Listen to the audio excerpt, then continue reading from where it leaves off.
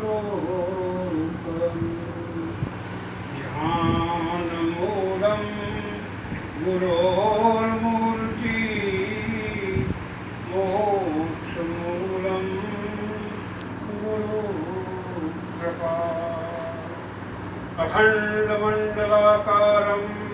व्याप्तं येन चराचरं तत्पदं दर्शितं येन तस्मै श्रीगुरुवे नमः।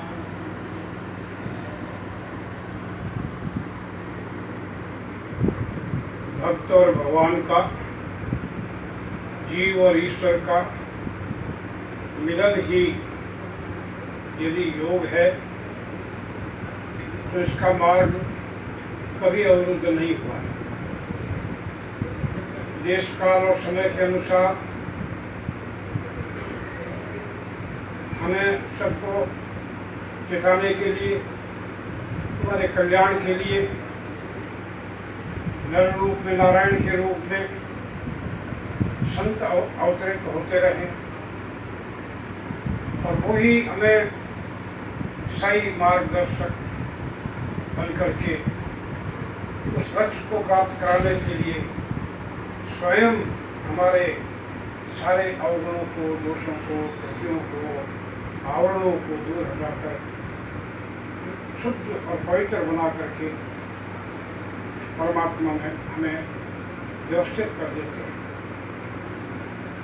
और इसके लिए निश्चित रूप से गुरु महाराज ने ही ये बात कही है कि इसका मार्ग कभी अवरुद्ध हुआ ही नहीं और समय समय पर इसको चेताने के लिए संत आए। हमारे श्यामाश्रम सत्संग के प्रवर्तक ब्रह्मजी समर्थ गुरु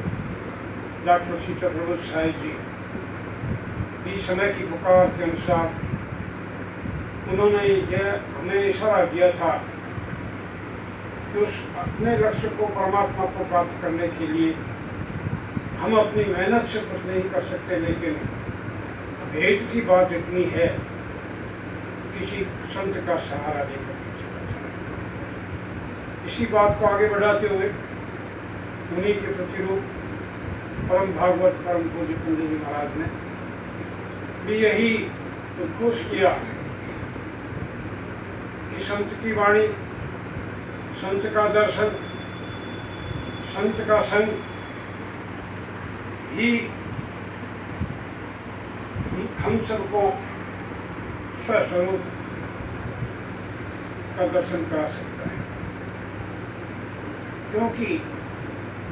नर रूप में नारायण ही संत के रूप में अवतरित होते हैं, आते हैं। यदा कदा भगवान स्वयं प्रकट होते हैं, लेकिन वो जनता का कल्याण करने के लिए, और वो भगवान का जो अवतार होता है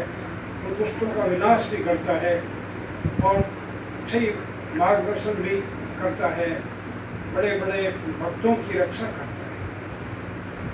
लेकिन संत आते हैं, वो प्रेम के अवतार रूप में आते हैं, वो संहार करने के लिए नहीं आते, वो सही मार्गदर्शन करने के लिए आते हैं। निज सहज स्वरूप का वो दर्शन करा देते हैं। भगवान श्री राम ने यही कहा, मम दर्शन फल परम अनूपा, जीव पाए निज सहज स्वरूपा। तो वो सहज स्वरूप संत ही हमें प्राप्त करा सकते हैं और इसका कोई दूसरा उपाय है नहीं। इसके लिए मनुष्य को भी मनुष्य के रूप में अवतरित होकर के वो संत हैं, वो ही हमें मार्ग दिखाते हैं और सही मार्ग दिखा करके और देश काल और समय के अनुसार साधन बतलाते हैं। और उस साधन के अनुसार अगर हम उनकी आज्ञा का पालन करें, उनकी शरण में हो जाएं और उनके प्रति पूर्ण श्रद्धा और विश्वास ले आएं, तो निश्चित रूप से उस सहज स्वरूप का दर्शन हमें प्राप्त हो सकता है और हम भी उनकी स्थिति को प्राप्त कर सकते हैं। जैसे उदाहरण देते थे परम भागवत कि शेरों का बच्चा एक दिन भेड़ों के झुंड के अंदर में आ गया, छोटा सा था और भेड़ों के साथ में ही विचरण करने लगा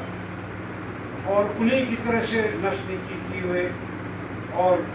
उन्हीं के साथ में हो लिया। एक दिन संयोग से तालाब के किनारे एक शेर आया और उसने दहाड़ लगाई और उसकी नज़र उधर की तरफ गई कि यह मेरे ही वंश का उन भेड़ों के अंदर में भेड़ की तरह से जीवन यापन कर रहा है। तो और सारे भग गए और वो तुरंत ही शेर है उसके पास में गया, जा कर के और उसको पानी के किनारे ले गया। जब बिल्कुल शांत था और अपना उसका स्वरूप उसने देखा था, डर के मारे देख भी नहीं सका था, थोड़ा सा देखा था, लेकिन उसको शेर ने कहा कि तुम इस जल के अंदर में देखो। तो उसने देखा कि आप और हम एक ही है। तो इस प्रकार से कहने का तात्पर्य है कि संत हैं वो ही नित्य स्वरूप का दर्शन हमें प्राप्त करा सकते हैं, अपने जैसा बना सकते हैं और वो हमारे अंतर के सारे अवगुण दोष